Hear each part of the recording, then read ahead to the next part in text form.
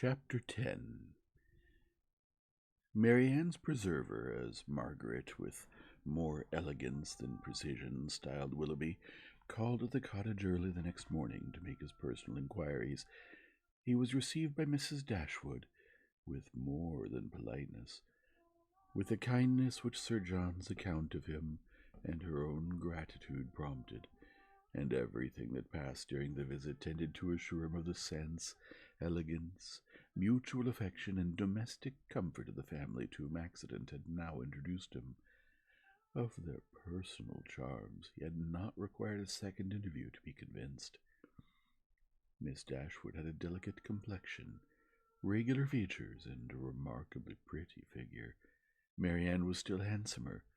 Her form, though not so correct as her sister's, in having the advantage of height, was more striking, and her face was so lovely that when in the common cant of praise she was called a beautiful girl, truth was less violently outraged than usually happens.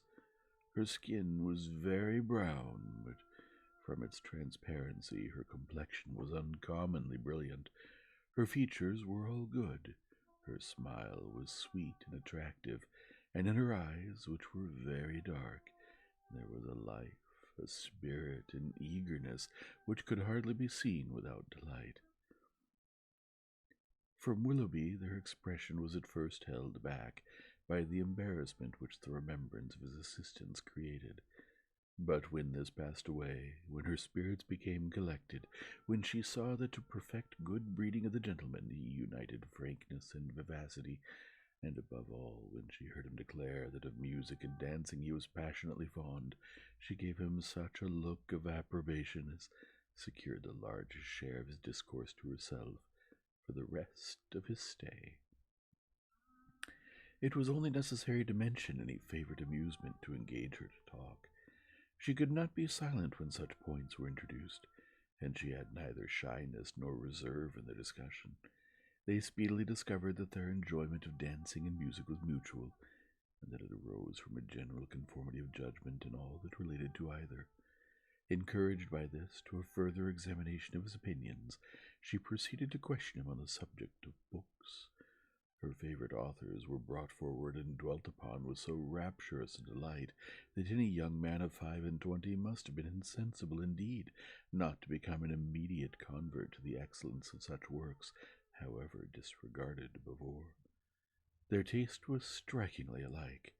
The same books, the same passages were idolized by each, or if any difference appeared, any objection arose, it lasted no longer than till the force of her arguments and the brightness of her eyes could be displayed.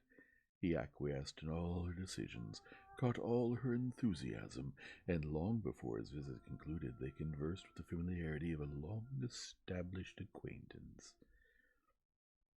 "Well, Marianne," said Eleanor as soon as he had left them, "for one morning I think you have done pretty well. You have already ascertained Mr. Willoughby's opinion in almost every matter of importance. You know what he thinks of Cowper and Scott. You are certain of his estimating their beauties as he ought, and you have received every assurance of his admiring Pope, no more than is proper. But how is your acquaintance to be long supported under such extraordinary dispatch of every subject for discourse? You will soon have exhausted each favorite topic. Another meeting will suffice to explain his sentiments on picturesque beauty and second marriages, and then you can have nothing farther to ask." "Eleanor," cried Marianne, "is this fair? Is this just? Are my ideas so scanty? But I see what you mean. I have been too much at my ease, too happy, too frank. I've erred against every commonplace notion of decorum. I've been open and sincere where I ought to have been reserved, spiritless, dull, and deceitful. Had I talked only of the weather and the roads, and had I spoken only once in 10 minutes, this reproach would have been spared." "My love," said her mother, "you must not be offended with Eleanor. She was only in jest. I should scold her myself if she were capable of wishing to check the delight of your conversation with a new friend." Marianne was softened in a moment. Willoughby, on his side, gave every proof of his pleasure in their acquaintance, which an evident wish of improving it could offer. He came to them every day. To inquire after Marianne was at first his excuse, but the encouragement of his reception, which every day gave greater kindness, made such an excuse unnecessary before it had ceased to be possible by Marianne's perfect recovery. She was confined for some days to the house, but never had any confinement been less irksome.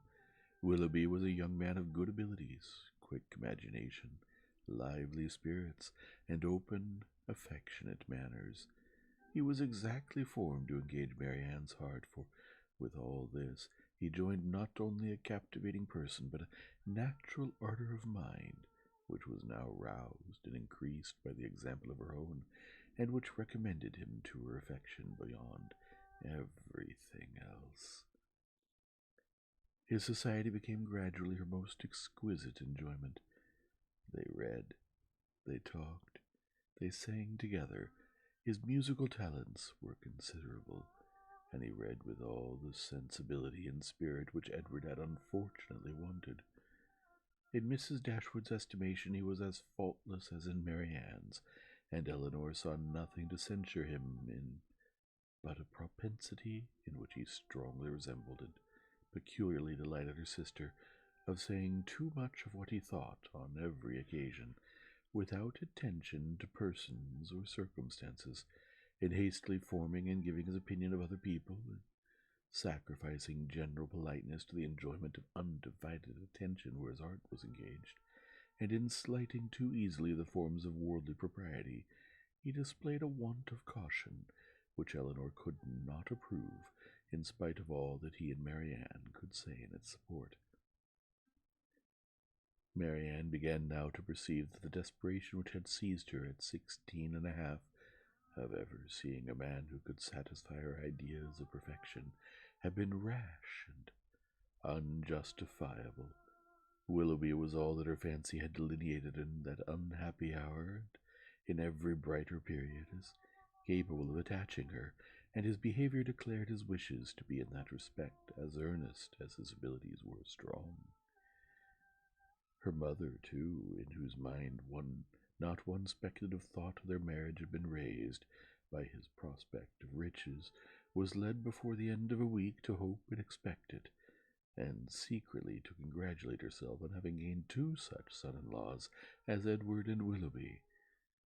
Colonel Brandon's partiality for Marianne, which had so early been discovered by his friends, now first became perceptible to Elinor, when it ceased to be noticed by them. Their attention and wit were drawn off to his more fortunate rival, and the raillery which the other had incurred before any partiality arose was removed when his feelings began really to call for the ridicule so justly annexed to sensibility. Elinor was obliged, though unwillingly, to believe that the sentiments which Mrs. Jennings had assigned him for her own satisfaction were now actually excited by her sister, and that, however a general resemblance of disposition between the parties might forward the affection of Mr. Willoughby, an equally striking opposition of character was no hindrance to the regard of Colonel Brandon. She saw it with concern, for what could a silent man of 35 hope, when opposed to a very lively one of 25, and as she could not even wish him success, she heartily wished him indifferent. She liked him in spite of his gravity and reserve. She beheld in him an object of interest.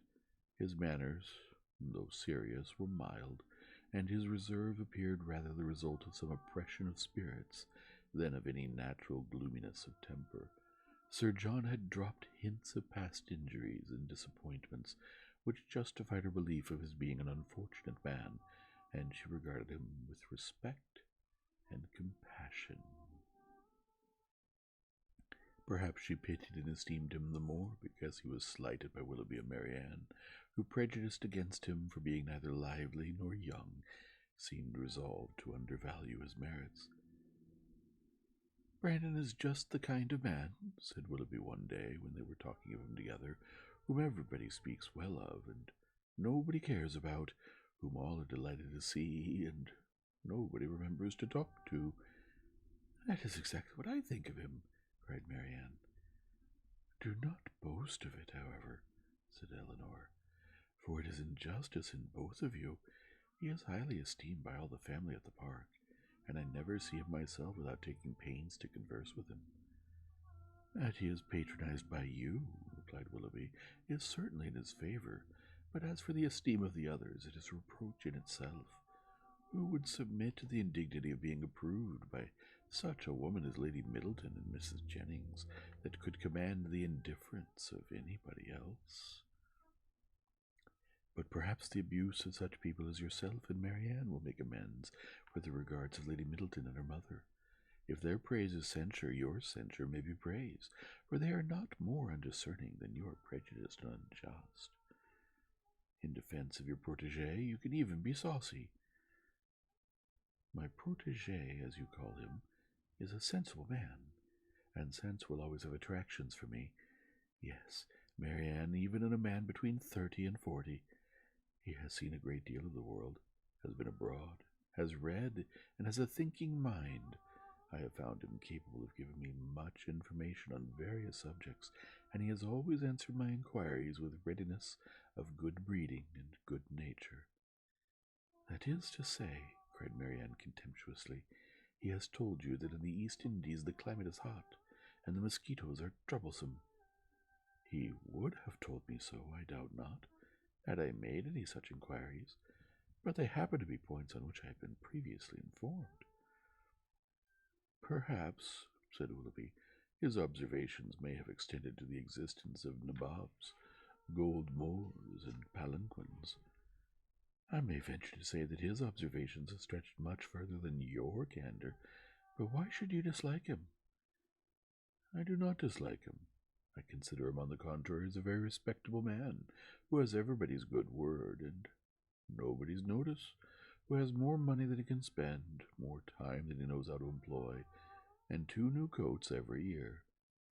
Add to which, cried Marianne, that he has neither genius, taste, nor spirit, that his understanding has no brilliancy, his feelings no ardour, and his voice no expression. You decide on his imperfections so much in the mass, replied Eleanor, and so much on the strength of your own imagination, that the commendation I am able to give of him is comparatively cold and insipid. I can only pronounce him to be a sensible man, well-bred, well-informed, of general address, and, I believe, possessing an amiable heart. Miss Dashwood, cried Willoughby, you are now using me unkindly. You are endeavouring to disarm me by reason, and to convince me against my will, but it will not do. You shall find me as stubborn as you can be artful. I have 3 unanswerable reasons for disliking Colonel Brandon. He threatened me with rain when I wanted it to be fine. He has found fault with the hanging of my curricle, and I cannot persuade him to buy my brown mare. If it will be any satisfaction to you, however, to be told that I believe his character to be in other respects irreproachable, I am ready to confess it, and in return for an acknowledgment which must give me some pain, you cannot deny me the privilege of disliking him as much as ever. Chapter 11. Little had Mrs. Dashwood or her daughters imagined, when they first came into Devonshire, that so many engagements would arise to occupy their time as shortly presented themselves, or that they should have such frequent invitations and such constant visitors as to leave them little leisure for serious employment. Yet such was the case. When Marianne was recovered, the schemes of amusement at home and abroad, which Sir John had been previously forming, were put into execution. The private balls of the park then began, and parties on the water were made and accomplished as often as a showery October would allow. In every meeting of the kind Willoughby was included, and the ease and familiarity which naturally attended these parties were exactly calculated to give increasing intimacy to his acquaintance with the Dashwoods, to offer him opportunity of witnessing the excellencies of Marianne, of marking his animated admiration of her, and of receiving in her behaviour to himself the most pointed assurance of her affection. Eleanor could not be surprised at their attachment. She only wished that it were less openly shown, and once or twice did venture to suggest the propriety of some self-command to Marianne. But Marianne abhorred all concealment where no real disgrace could attend unreserve, and to aim at the restraint of sentiments which were not in themselves illaudable appeared to her not merely an unnecessary effort, but a disgraceful subjection of reason to commonplace and mistaken notions. Willoughby thought the same, and their behaviour at all times was an illustration of their opinions. When he was present, she had no eyes for anyone else. Everything he did was right. Everything he said was clever. If their evenings at the park were concluded with cards, he cheated himself and all the rest of the party to get her a good hand. If dancing formed the amusement of the night, they were partners for half the time, and when obliged to separate for a couple of dances, were careful to stand together and scarcely spoke a word to anybody else. Such conduct made them, of course, most exceedingly laughed at, but ridicule could not shame, and seemed hardly to provoke them. Mrs. Dashwood entered into all their feelings with a warmth which left her no inclination for checking this excessive display of them.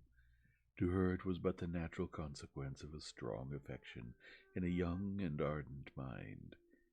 This was the season of happiness to Marianne. Her heart was devoted to Willoughby, and the fond attachment to Norland which she brought with her from Sussex was more likely to be softened than she had thought it possible before, by the charms which his society bestowed on her present home. Eleanor's happiness was not so great. Her heart was not so much at ease, nor her satisfaction in their amusements so pure. They afforded her no companion that could make amends for what she had left behind, nor that could teach her to think of Norland with less regret than ever. Neither Lady Middleton nor Mrs. Jennings could supply to her the conversation she missed, although the latter was an everlasting talker, and from the first had regarded her with a kindness which ensured her a large share of her discourse. She had already repeated her own history to Eleanor 3 or 4 times, and had Eleanor's memory been equal to her means of improvement, she might have known very early in their acquaintance all the particulars of Mr. Jennings' last illness, and what he said to his wife a few minutes before he died. Lady Middleton was more agreeable than her mother, only in being more silent. Eleanor needed little observation to perceive that her reserve was a mere calmness or manner with which sense had nothing to do. Towards her husband and mother she was the same as to them, and intimacy was therefore neither to be looked for nor desired. She had nothing to say one day that she had not said the day before.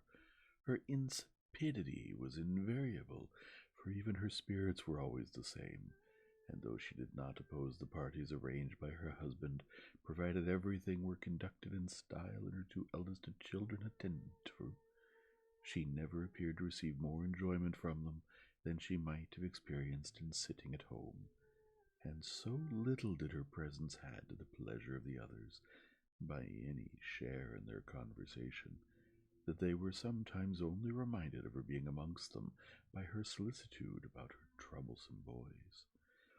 In Colonel Brandon alone, of all her new acquaintance, did Eleanor find a person who could in any degree claim the respect of abilities, excite the interest of friendship, or give pleasure as a companion. Willoughby was out of the question. Her admiration and regard, even her sisterly regard, was all his own, but he was a lover. His attentions were wholly Marianne's, and a far less agreeable man might have been more generally pleasing. Colonel Brandon, unfortunately for himself, had no such encouragement to think only of Marianne, and in conversing with Eleanor he found the greatest consolation for the indifference of her sister. Eleanor's compassion for him increased, as she had reason to suspect that the misery of disappointed love had already been known to him. This suspicion was given by some words which accidentally dropped from him one evening at the park, when they were sitting down together by mutual consent, while the others were dancing. His eyes were fixed on Marianne, and, after a silence of some minutes, he said, with a faint smile, "Your sister, I understand, does not approve of second attachments." No, replied Eleanor. Her opinions are all romantic. Or rather, as I believe, she considers them impossible to exist. I believe she does. But how she contrives without reflecting on the character of her own father, who had himself 2 wives, I know not. A few years, however, will settle her opinions on the reasonable basis of common sense and observation, and then they may be more easy to define and to justify than they are now by anybody but herself. This will probably be the case, he replied, and yet there is something so amiable in the prejudices of a young mind that one is sorry to see them give way to the reception of more general opinions. I cannot agree with you there, said Eleanor. There are inconveniences attending such feelings as Marianne's, which all the charms of enthusiasm and ignorance of the world cannot atone for. Her systems have all the unfortunate tendency of setting propriety at naught, and a better acquaintance with the world is what I look forward to as her greatest possible advantage. After a short pause, he resumed the conversation by saying, Does your sister make no distinction in her objections against a second attachment, or is it equally criminal in everybody? Are those who have been disappointed in their first choice, whether from the inconstancy of its object or the perverseness of circumstance, to be equally indifferent during the rest of their lives? Upon my word, I am not acquainted with the minutiae of her principles. I only know that I never yet heard her admit any instance of a second attachment's being pardonable. This, said he, cannot hold, but a total change of sentiments. No, no, do not desire it, for when the romantic refinements of a young mind are obliged to give way, how frequently are they succeeded by such opinions as are but too common and too dangerous. I speak from experience. I once knew a lady who in temper and mind greatly resembled your sister, who thought and judged like her, but who from an enforced change, from a series of unfortunate circumstances— here he stopped suddenly, appeared to think that he had said too much, and by his countenance gave rise to conjectures which might not otherwise have entered Eleanor's head. The lady would probably have passed without suspicion had he not convinced Miss Dashwood that what concerned her ought not to escape his lips. As it was, it required but a slight effort of fancy to connect his emotion with the tender recollection of past regard. Eleanor attempted no more, but Marianne in her place would not have done so little. The whole story would have been speedily formed under her active imagination, and everything established in the most melancholy order of disastrous love.